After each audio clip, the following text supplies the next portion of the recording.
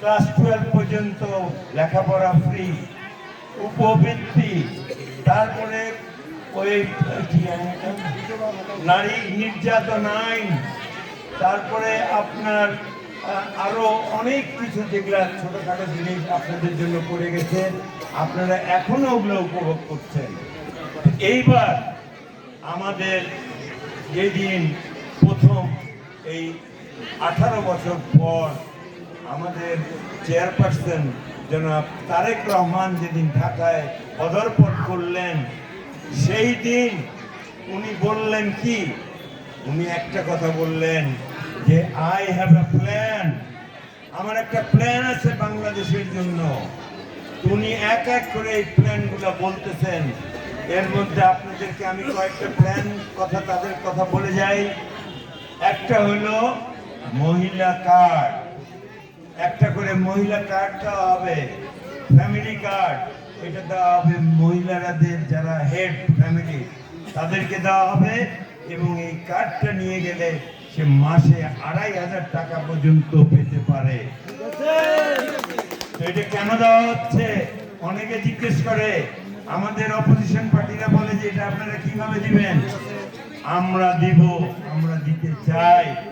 আমরা জানি যে মহিলাকে যদি এই টাকাটা দেওয়া হয়, তাদের সংসারের যে ছোটখাটো সমস্যা থাকে, বাচ্চার পড়ালেখার থাকে, তারপরে সবচেয়ে বড় কথা যে আমরা তো ওনাদেরকে কোনো এই যে আমাদের বাচ্চা কাচ্চা বড় করে, বাসার কাজ করে, রান্না করে, আমরা কি তাদের কোনো বেতন দেই?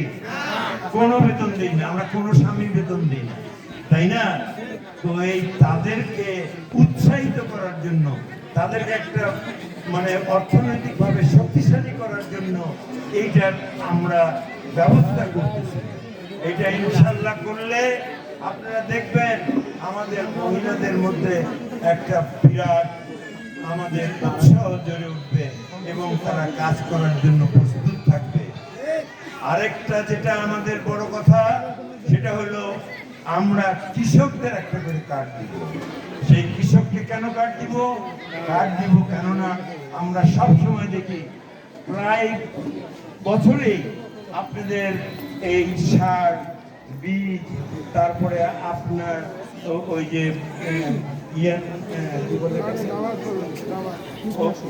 কীটনাশক, এগুলা নিয়ে আপনারা অনেক সমস্যায় থাকেন।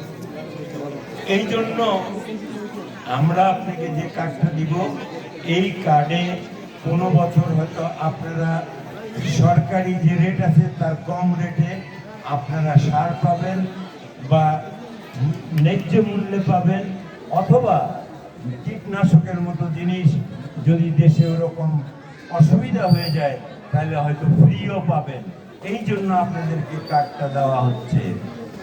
আর আরেকটা কথা, সেটা হলো যে আমরা কৃষক ভাইয়েরা কৃষি ব্যাংক থেকে অনেক লোন নিয়েছি, সেই লোন শোধ করতে পারি নাই, কেননা প্রতি বছর আমরা লোকসানের সামনে আসছি, লোকসান হয়ে যাচ্ছে, আমরা এই পয়সা শোধ দিতে পারি না।